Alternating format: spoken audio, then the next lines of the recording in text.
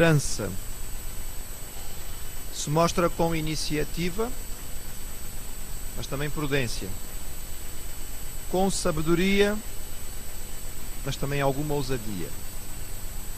Josué vai nos mostrar que foi a escolha certa para a sucessão de Moisés, tomando iniciativas que eram importantes para a situação do povo, logo que assume a liderança.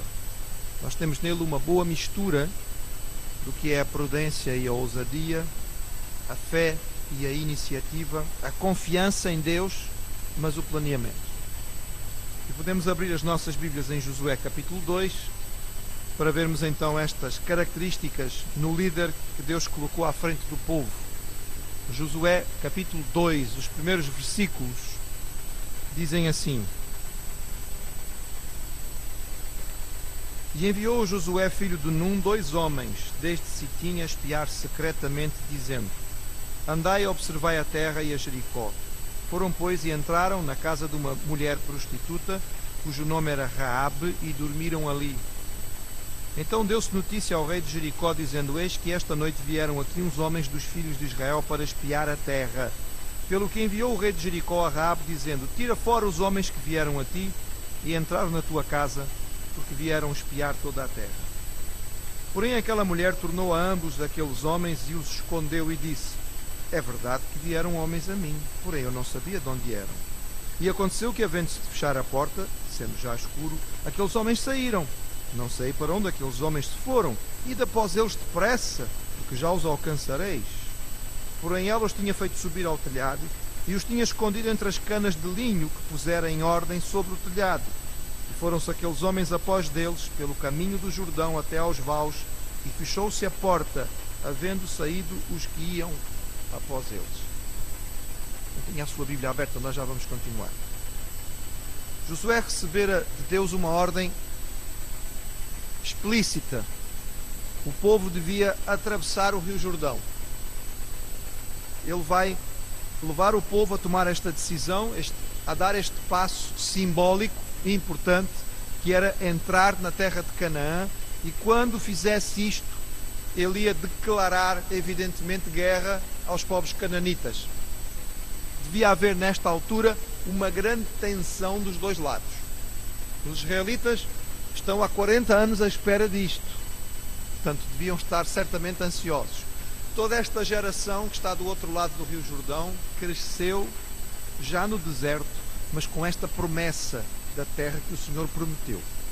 Por outro lado, os cananitas têm recebido informações de Israel e olham para o povo de Israel como uma horda, digamos, de refugiados, uma grande quantidade de refugiados, não é meia dúzia de pessoas, são 2 milhões pelo menos, com o seu gado, e estes pastores de gado que deixaram o Egito e estão ali a chegar, são tudo menos boas notícias. O choque é inevitável. Não há uma ordem de Deus para espiar a terra. Mas nem tudo é preciso que o Senhor diga assim de forma explícita. Aqui entra um pouco a iniciativa e a liderança do chefe, aquele homem que está à frente. Josué usa de senso comum.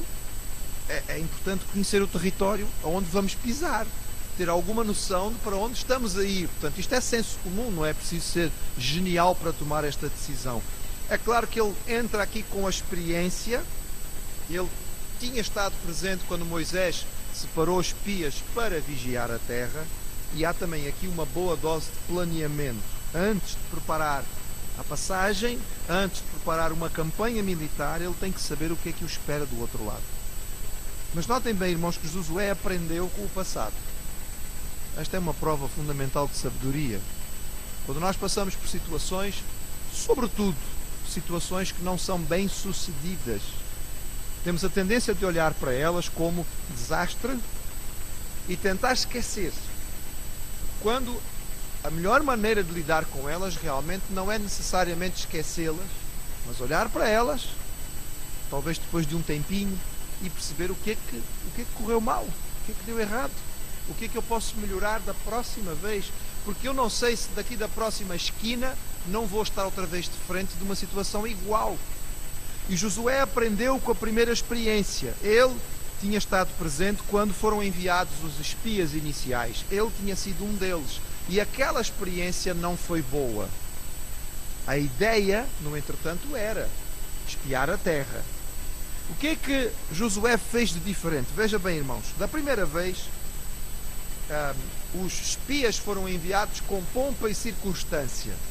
Foram escolhidos publicamente 12 príncipes de Israel, diante de toda a nação, e foram enviados a espiar a terra. E quando voltaram, trouxeram o seu relatório público, para que toda a congregação pudesse ouvir o relatório. Não foi uma boa ideia, não é? Nós sabemos que as coisas não correram bem. Então Josué vai enviar espias, mas a realidade é outra e ele vai agir de outra maneira completamente diferente. Ele escolhe 2 homens da sua confiança, nem sabemos quem são, não temos aqui o nome. Existem tradições hebraicas que falam sobre eles, mas nós não sabemos. Sabemos que estes homens eram da plena confiança de Josué e que eles são enviados não com a informação de toda a congregação, mas secretamente. A responsabilidade destes homens é fazer um trabalho especificamente para Josué. E quando eles voltam, eles vão trazer o relatório a Josué e não a toda a nação. Imaginemos que estes 2 espias trazem um mau relatório. Imagine que eles voltem e dizem assim: olha, a terra está muito bem organizada, muito bem defendida, nós não temos qualquer hipótese. Se isto fosse o relatório dos 2 espias, o que é que ia acontecer se o povo ouvisse? Mas Josué teve este cuidado. Ele envia estes homens da confiança pessoal para trazerem um relatório a ele. Se o relatório não for bom, meu amigo, guarda-se na gaveta. Se for bom, deixa escapar alguma informação. Mas Josué está agindo com sabedoria, tendo tirado as lições necessárias do que ele aprendeu lá na primeira vez. E os espias saem. Eles vão, em particular, verificar a cidade de Jericó, porque é a primeira cidade, é aquela que está logo em frente do outro lado do rio quando Israel atravessar. Era uma cidade antiga, das mais antigas da história, era uma das cidades cananitas mais bem organizadas e defendidas, e era importante que Israel começasse atacando ou vencendo um inimigo significativo. Se eles tomassem primeiramente uma aldeiazinha insignificante, não transmitiam grande coisa, mas se eles vencessem Jericó, isso já mexia com, não é, o imaginário de todos os outros. Estes espias podiam disfarçar-se de cananitas com alguma facilidade. Roupas iguais às dos cananitas não era difícil conseguir. Lembremos que eles tinham acabado de conquistar 2 povos cananitas do lado de cá do Jordão, que eram os 2 povos de Gileade, não é? E ao conquistar estes povos, eles podiam perfeitamente ter roupas iguais às dos cananitas. Em termos de linguagem, a língua usada pelos cananitas não era igual à dos israelitas, mas era muito próxima.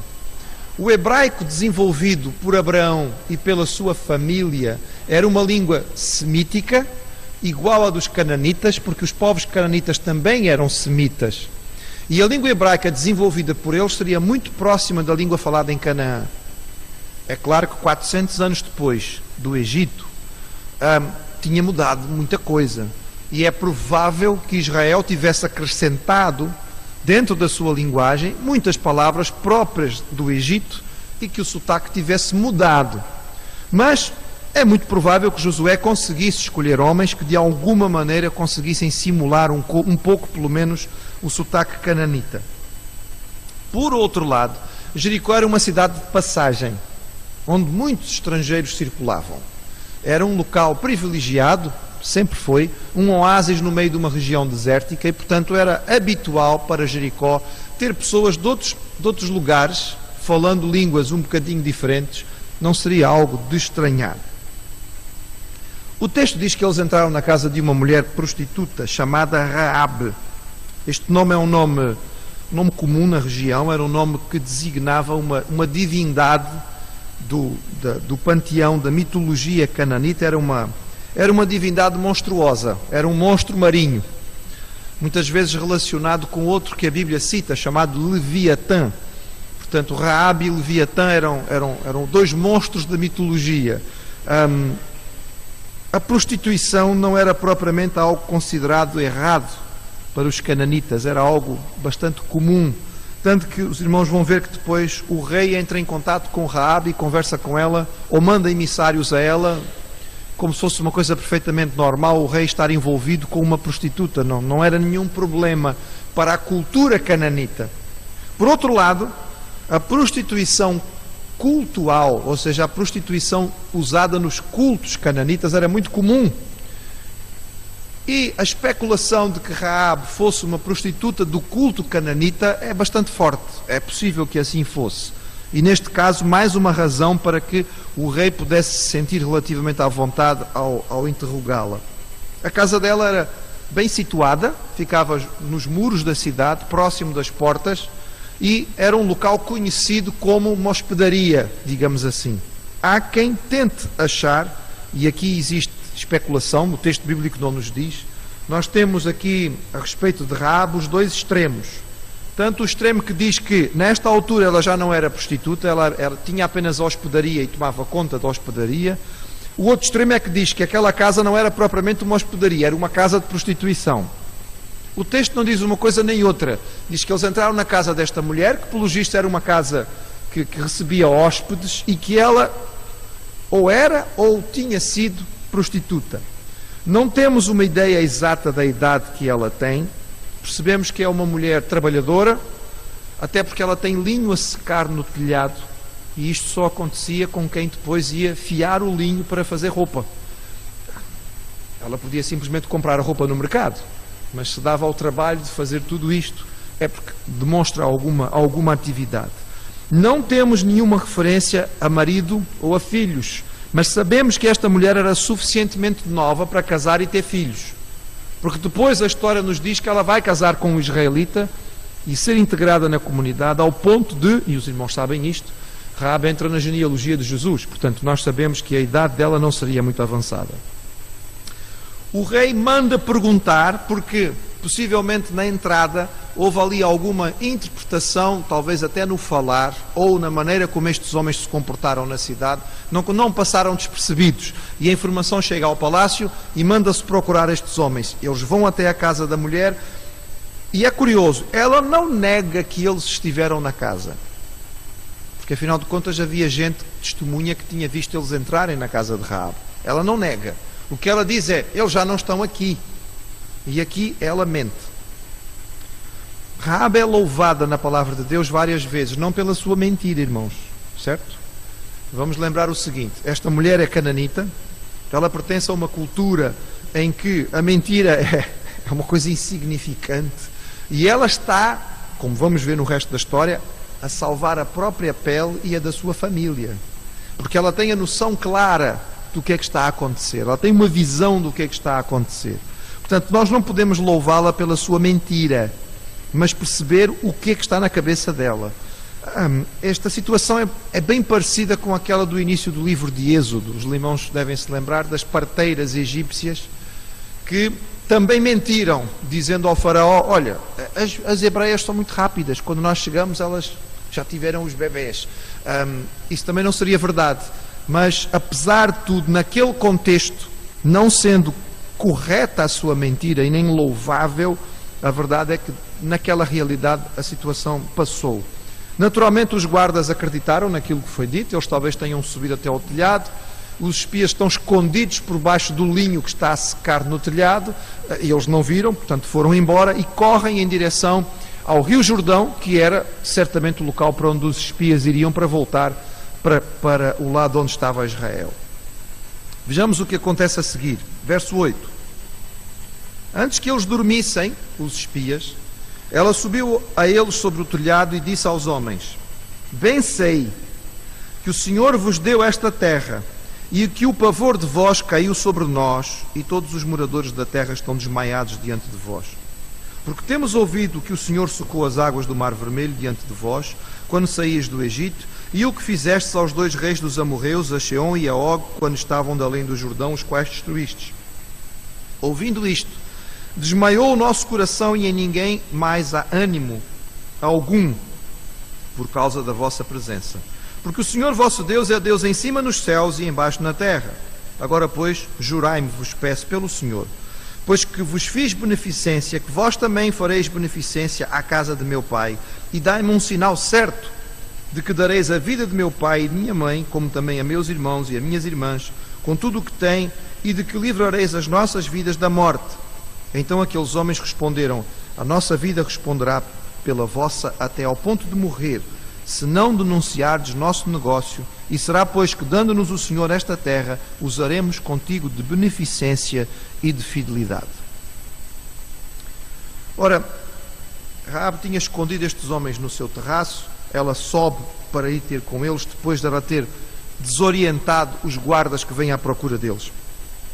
E ela abre o seu coração e explica as razões pelas quais ela os escondeu e preservou a sua situação. A fé no Deus de Israel foi a razão pela qual Raabe agiu como agiu. Irmãos, um princípio bíblico do princípio ao fim. A fé vem e ouvir.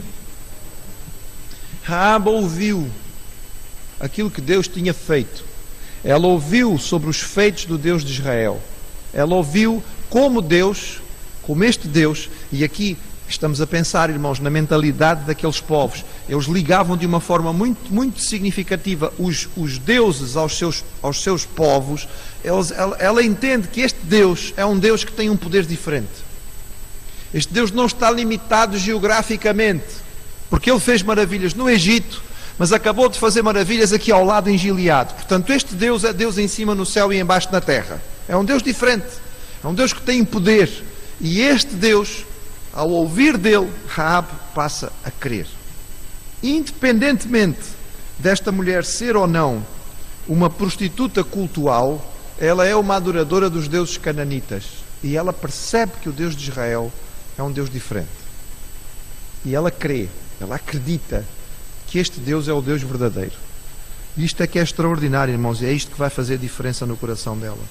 Ela, como dona de uma hospedaria, devia receber muitas pessoas e foi ouvindo as histórias que se contavam. Reparem, ela cita histórias de 40 anos atrás, em que ela provavelmente nem era viva quando estas histórias aconteceram. Mas ela tinha ouvido falar daquilo que Deus, o Deus de Israel, tinha feito no Egito.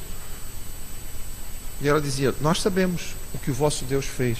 O vosso Deus é Deus no céu e na terra. O vosso Deus é um Deus. E quando nós ouvimos, olha, os nossos corações estão desmaiados. É curioso, irmãos, porque as palavras que Raabe usa aqui acabam por ser um pouco parecidas com aquilo que os espias, os 10 espias covardes, disseram 40 anos antes. Quando olharam para os cananitas e disseram: não vale a pena, estamos perdidos, estamos derrotados. Aqui a mesa vira. É uma cananita que diz: olha, eu conheço este povo, eu conheço os nossos generais, eu conheço os nossos soldados, está tudo assim, ó, cheio de medo, porque ouviram falar do vosso poder. E reparem, ela não fala aqui sobre a força das tropas de Israel, ela não fala aqui sobre o poder da força de Israel, ela fala sobre o Deus de Israel. O vosso Deus fez maravilhas, é o vosso Deus que é Deus nos céus e na terra, e nós estamos apavorados. E portanto eu sei que o vosso Deus vai vos dar esta terra. É por isso que eu vos escondi. Eu só vos peço que vocês, por favor, tenham de benevolência para comigo. É interessante, irmãos, que muito tempo depois o Senhor Jesus irá dizer, nós encontramos isso em Mateus: em verdade vos digo que os publicanos e as meretrizes entram adiante de vós no reino de Deus. Porque João veio a vós no caminho da justiça e não crestes, mas os publicanos e as meretrizes o creram. A fé tem esta capacidade, tem este poder. Não interessa aquilo que foi o passado da pessoa, interessa a maneira como ela reage diante do Senhor. A lei previa que não devia haver nenhum tipo de aliança com os cananitas.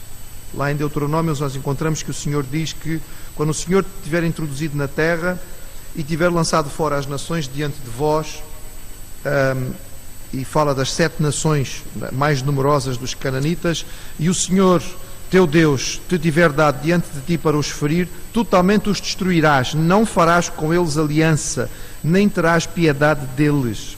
O que nós compreendemos aqui, nesta lei estabelecida em Deuteronômio, é que estamos aqui falando essencialmente sobre uma situação nacional. O Senhor está falando em termos de Estado. O Senhor não está aqui a excluir a possibilidade de que indivíduos possam manifestar fé e um coração sincero para com o Deus de Israel. É o caso de Raabe, vai ser o caso de Ruth, a Moabita, que nós sabemos que, pertencendo também a uma nação excluída da comunidade de Israel, vai crer. E um dia, e nós vamos ver isso daqui a alguns meses, não sei quanto tempo, mas iremos lá chegar em breve, ela irá dizer à sua sogra: o teu Deus é o meu Deus, o teu povo é o meu povo. Então, quando temos aqui estes casos específicos e individuais de fé, o Senhor não fecha os olhos, nem deixa de receber um coração que se curva diante dele. Então vemos o que os espias vão fazer, verso 15. Então os fez descer por uma corda pela janela, porquanto a sua casa estava sobre o muro da cidade, e ela morava sobre o muro, e disse-lhes: ide-vos ao monte, para que porventura vos não encontrem os perseguidores, e escondei-vos lá 3 dias, até que voltem os perseguidores, e depois ide pelo vosso caminho. Disseram-lhe aqueles homens: desobrigados seremos por este teu juramento que nos fizeste jurar. Eis que, vindo nós à terra, atarás este cordão de fio escarlate à janela por onde nos fizeste descer, e recolherás em casa contigo a teu pai, tua mãe, teus irmãos e toda a família de teu pai. Será, pois, qualquer que sair da porta da sua casa, o seu sangue será sobre a sua cabeça, e não seremos sem culpa, e nós seremos sem culpa. Mas qualquer que estiver contigo em casa, o seu sangue seja sobre a nossa cabeça, se nele se puser mão. Porém, se tu denunciares este nosso negócio, seremos desobrigados do teu juramento que nos fizeste jurar. E ela disse: conforme as vossas palavras, assim seja. Então os despediu, e eles se foram, e ela atou o cordão de escarlate à janela. Foram-se, pois, e chegaram ao monte, e ficaram ali 3 dias, até que voltaram os perseguidores, porque os perseguidores os buscaram por todo o caminho, porém não os acharam. Assim aqueles 2 homens voltaram e desceram do monte, passaram e vieram a Josué, filho de Nun, e contaram-lhe tudo quanto lhe acontecera.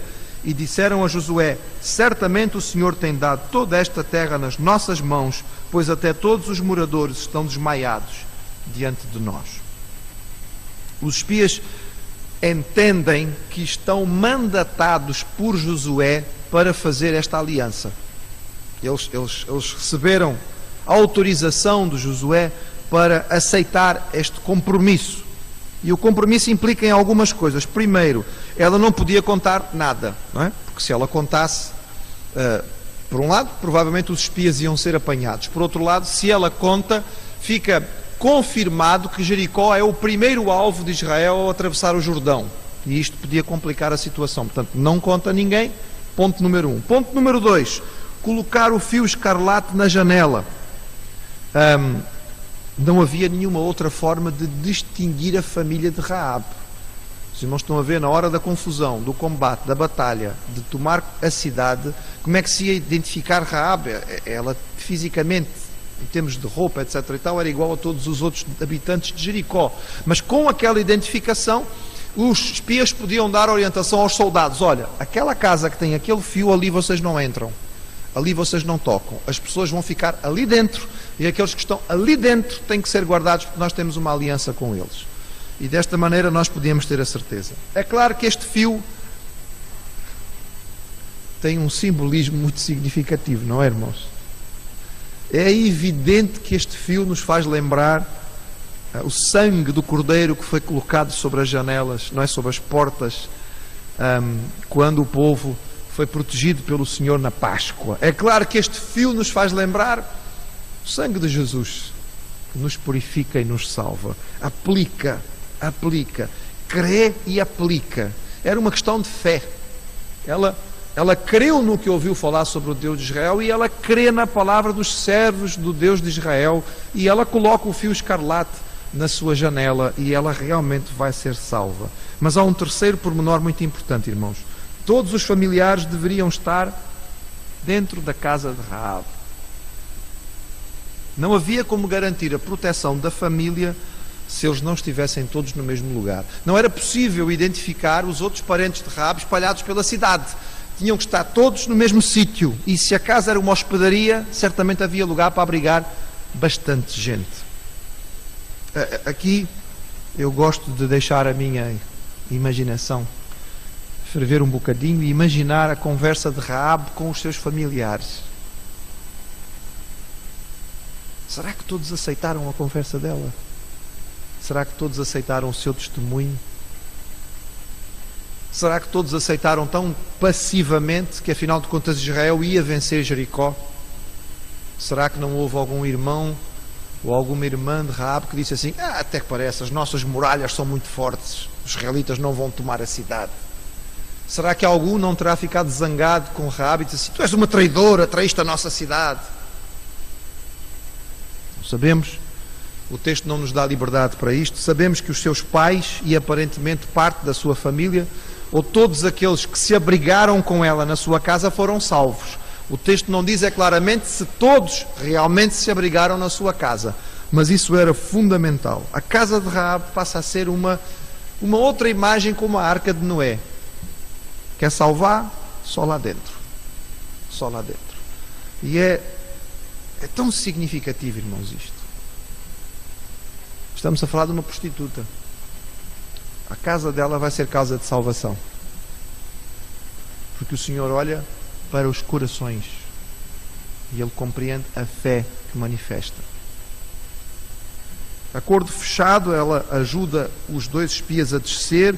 Mais tarde nós sabemos de pelo menos mais um personagem bíblico famoso que também vai ser descido pelo muro da cidade para poder escapar, que é o apóstolo Paulo, mas muito tempo depois, não é? E assim eles recebem inclusive orientação para como escapar. Fica nos montes durante 3 dias, esperem aí para depois vocês terem condições de chegarem. E é interessante que quando eles levam o seu testemunho, a sua palavra, eles vão dar o seu recado exclusivamente a Josué, como tinha sido combinado, e Josué toma alento na informação que é trazida, porque essa é a maneira como os espias interpretam. Diz: olha, certamente o Senhor vai nos dar vitória. O povo está apavorado com aquilo que houve a respeito de Israel. Não sabemos se foi apenas aquilo que eles ouviram de Raabe, se eventualmente andando nos mercados eles não ouviram as pessoas falando sobre Israel e sobre esta horda que está do outro lado do rio e sobre o medo que eles estão a sentir da chegada desta nação. Seja como for, a estratégia e o planeamento de Josué funcionaram. Israel tem uma palavra de incentivo. Há aqui uma confirmação ainda maior de que o Senhor vai lhes dar esta vitória. Está na hora realmente de atravessar o rio. Mas antes de o fazer, irmãos, antes de o fazer, nós vamos perceber o que há, a necessidade que existe. Porque a vitória deste povo não vai depender na sua força, nem da sua estratégia militar. A vitória vai depender do Senhor. Assim como Raabe não fala a respeito da força militar de Israel, mas diz: o Senhor vai vos dar a vitória. Então é a aliança, é o compromisso, é a fidelidade com Deus que vai permitir que Israel seja vitorioso. E isto é o que vai acontecer na transposição do Rio Jordão. Serão atos de confirmação da aliança, serão atos de compromisso e fidelidade com o Senhor que vão fazer com que Israel esteja preparado para chegar do lado de lá. E é o que nós vamos ver na próxima semana. Se o Senhor nos der vida, saúde e quiser que nós estejamos aqui e nos trouxer em paz a este local.